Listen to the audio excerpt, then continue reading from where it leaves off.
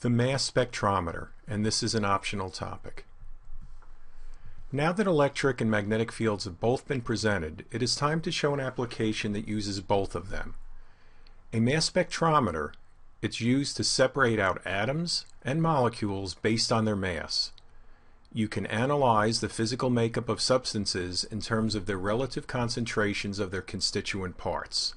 For example, if you have different isotopes of an element, each one of them has a different mass, so you could, if you had an unknown amount of each isotope in a sample, you could use a mass spectrometer to analyze it. This is the first part of a mass spectrometer, the velocity selector. You can see right over here, velocity selector. The substance to be analyzed, it's over here. Let's say you have a bunch of atoms or molecules. They're first charged. You can either add electrons to them or take electrons off, because we're going to need a moving charge so that an electric field and a magnetic field can both operate on it. So you have a little area here where you have an upwardly directed electric field, and then perpendicular to that electric field you have a magnetic field. Now in this case it's directed out of the page. You can see here's B.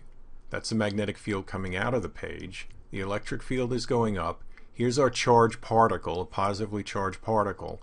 And then over here on the right hand side, we didn't really draw it in, but you have a bar like this and another one like this, and only certain charges can get through this. Okay, certain charges with a specific velocity, hence it's called a velocity selector. And on the next slide we'll show you the math that tells you what kind of velocity the charge has to go through those slits. And if it has any other velocity, it will be bent away from this gap and it'll hit here and not go any further. So only particles that have the correct velocity that we select for will escape the velocity selector. Now since we're dealing with forces and a velocity, a direction of motion, and acceleration, we're going to use free body diagrams. So if I look at this positive charge moving to the right, it will feel an electric force directed upwards, because a positive charge always moves in the direction of the electric field. Now let's look at what the magnetic field is doing. We'll use the right hand rule, where I put my four fingers, I want to find the force in the direction of the velocity of the charge. Okay, I then curl it out of the board. So I have my hand kind of facing me upside down. The palm of my hand is facing me, my four fingers are to the right, and my thumb is down. I curl my four fingers into the direction of the magnetic field, which is out of the page, until they touch my palm, and you notice that your thumb is pointing down. So there is a magnetic force right here in the down direction. No other forces. We're going to ignore gravity here because it's such a tiny force. So if I take the up direction as positive, I have the electric force minus the magnetic force is equal to 0. Why is it 0? Because I do not want any acceleration either up or down. I just want the charge that I'm looking for with the certain velocity to go straight through. So I'll have no force on this in the up or down direction. Fe is equal to QE. The magnetic force is QVB equal to 0. I do a little bit of algebra and I find that particles, positively charged particles with a velocity equal to E divided by B, will not have any net force acting in the Y direction, so there'll be no acceleration, so they will just continue moving straight right through. And I've got, remember, those two slits over here, the two pieces of metal blocking me. So any velocity that's not equal to E over B will be deflected either up or down, and it will not go through the hole there. The second part of a mass spectrometer is a semicircle. This guy over here, see the semicircle here? Now, in this case, you have a magnetic field pointing out of the page. You can see all the dots, but no electric field. So the magnetic field is in the same direction as the magnetic field from the velocity selector. So let me just circle this. This is what I showed on the previous couple pages. This is the velocity selector. And here you can see the two pieces of metal which have a narrow slit in between them. So the combination of the magnetic and electric fields in here only allow positively charged particles in this case, with the exact same velocity to come out of here. So I have a charged particle entering a magnetic field. It's moving with a certain velocity, and on the next page I'll show you the interaction of the magnetic field with that charge.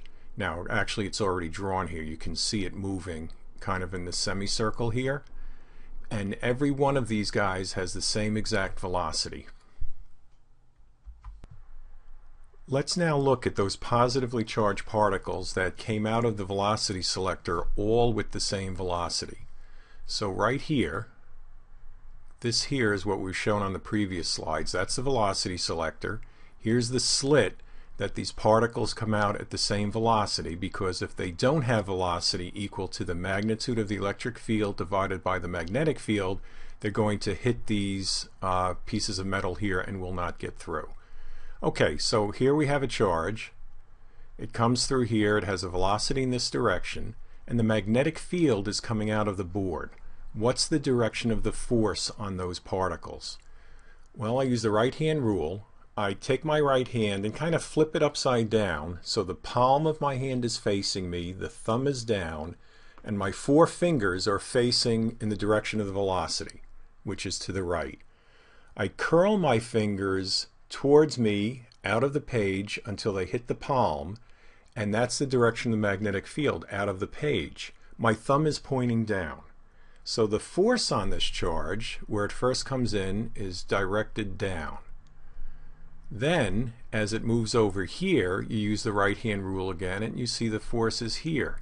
It's always perpendicular to the direction of motion at any point, which of course is a centripetal force. We now use Newton's second law. The sum of the forces is equal to ma, and in this case, since we have centripetal motion, it's mv squared over r, because centripetal acceleration is v squared over r. There are no other forces acting on this charge here, because there is only a magnetic field. There's no electric field, just a magnetic field. The equation for the force due to a magnetic field is qvb, so that's the only force that gets substituted in for F sub b. mv squared over r just carries down. I do a little algebraic manipulation, and I find that the mass of the particles that go in this semicircle here, that entered with the same velocity, they go in a semicircle until bang, they hit right over here. We have a little detector here that will tell us if the atom hits, and it'll tell us also at what distance. Okay? So we've solved for m. Now the other thing we know is the velocity. We actually didn't directly measure the velocity, but the velocity selector did that work for us. It only let particles come through that had a velocity equal to the magnitude of the electric field here divided by its magnetic field. So we substitute in velocity equals E over B, and we come up with this term right here, mass is equal to QR B squared over E. So depending on where I put this detector, you can see this r here. This distance here is 2r, because the radius of this circle is r. Okay, probably should have drawn that earlier. So the diameter is 2r. So if I put a detector here at a certain distance 2r, I can plug in my value for the magnetic field, the electric field. I've measured r from where my detector is. Q, that came way over here, where I took my original atoms or molecules and put a specific charge on them. A lot of times that'll just be, plus Q or minus Q. In this case it's plus Q. I put that number in, and I can solve for the mass. And then as I move this detector up and down to various places, I can find points where different masses hit. I can count how many times they hit, and that will give me a relative distribution of what was in my original sample.